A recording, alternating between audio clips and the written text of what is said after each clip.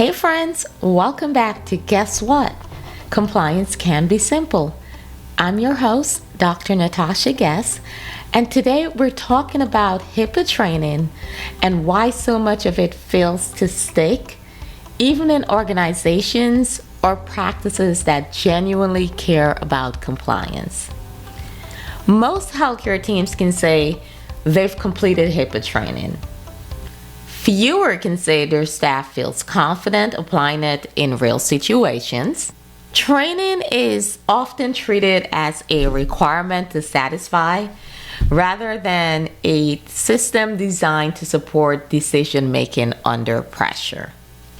My goal today is to break down what effective HIPAA training actually looks like, why training commonly fails, and how small healthcare teams can build training that truly supports compliance. So, what is HIPAA training meant to do? HIPAA training is meant to prepare your staff to protect patient information in real-world situations. It is not meant to turn your staff into compliance experts or legal analysts.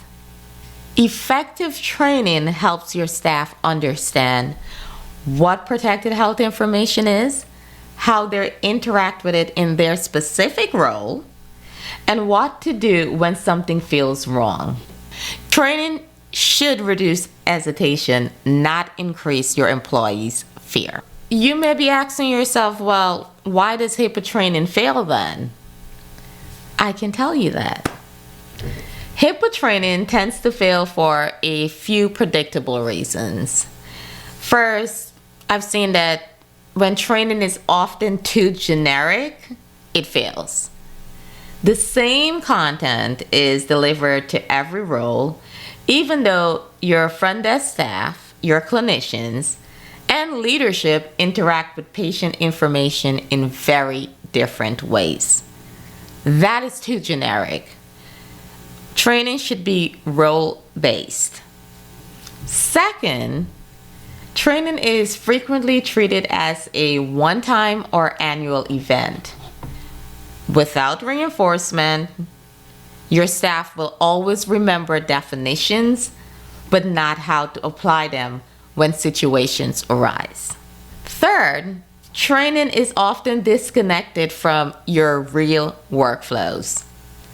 When your staff are taught concepts without realistic scenarios, they rely on guesswork instead of confidence. To make it simpler, when training feels abstract, hesitation increases. And when hesitation increases, so does risk. And that's why an effective HIPAA training focuses less on memorization and more on practical application. Let's slow this down with a real example.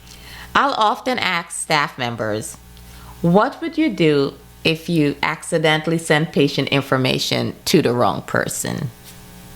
And the answers always vary, and they vary widely. Some people say they'd try to recall the email. Some said they'd tell a coworker. Others say they'd wait to see if anyone noticed. That variation isn't a staff problem. It's a training problem. Effective training, especially for HIPAA, should not leave your staff guessing in moments like that. It should give them a clear first step: report, escalate, document, without any hesitation. Now, I'll pause here and move to what HIPAA training is not. It is very important to be clear about what HIPAA training is not. Training is not about memorizing regulations. It is not about turning staff into compliance officers. And it's not about making people afraid to touch patient information. When your training is built around fear, people freeze. When people freeze, issues do not get reported. And unreported issues almost always create more risk than the original mistake. So what does effective HIPAA training look like?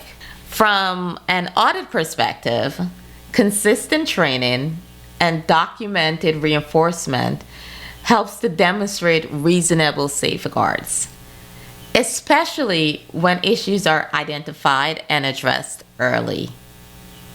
Effective training should also be role-specific. Staff should be trained on the situations they are most likely to encounter. For example, your front desk staff should understand how to handle verbal requests for information and identity verification. Your clinical staff should understand documentation access and minimum necessary standards. Leadership should understand oversight, escalation, and reporting obligations. Your training should use realistic scenarios.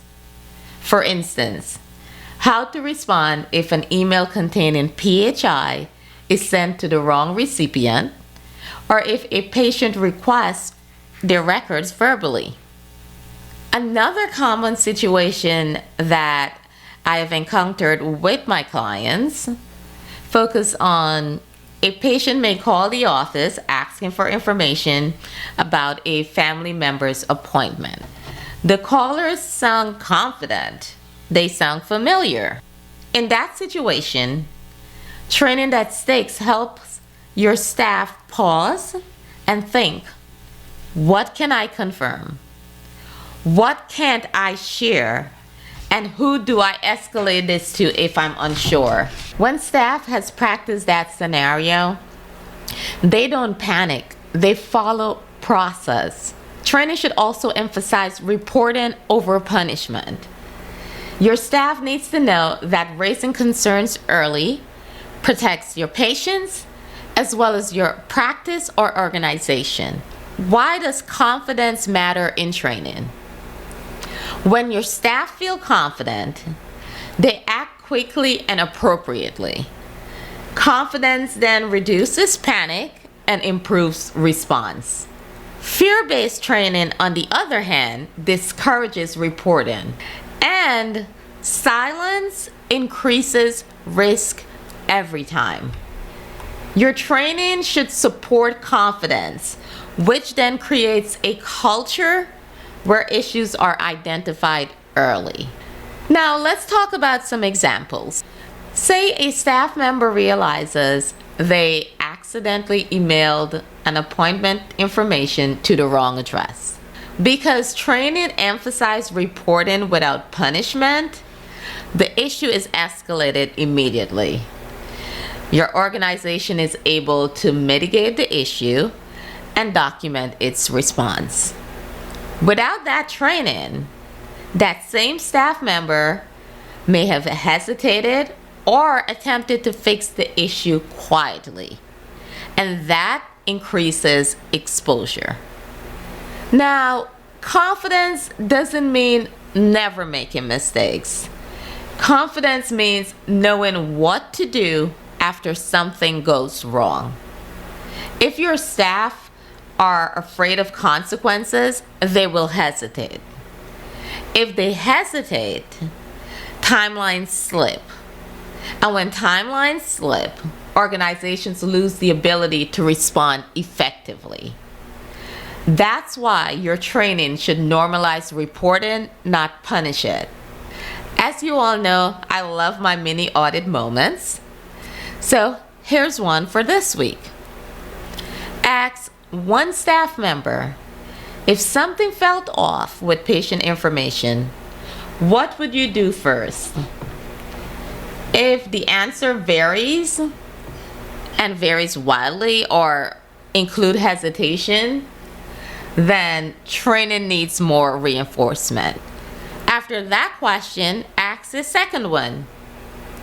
Who would you tell and how quickly if something felt off with patient information? If the answer isn't immediate or consistent, that's not a failure, it's information. And information is where improvement starts. HIPAA training is not about checking a box. It's about building confidence, clarity, and consistency. Training works best when it supports how your people actually work, not how policies imagine work should happen. And if your training hasn't been revisited in a while, that's often one of the easiest places to start. Small adjustments in training can prevent much larger problems later on.